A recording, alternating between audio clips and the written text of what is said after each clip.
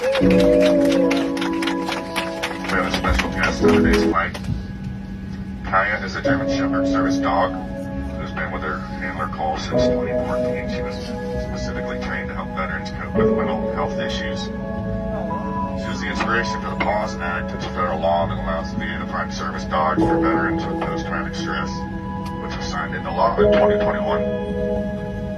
Lobbying for the Pause Act and traveling with Cole. Kaya has flown on Southwest over 250 times out of the 320 flights she's been on.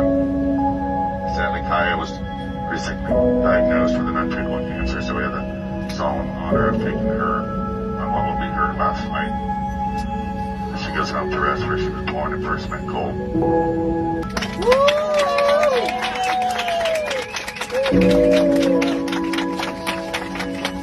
Woo!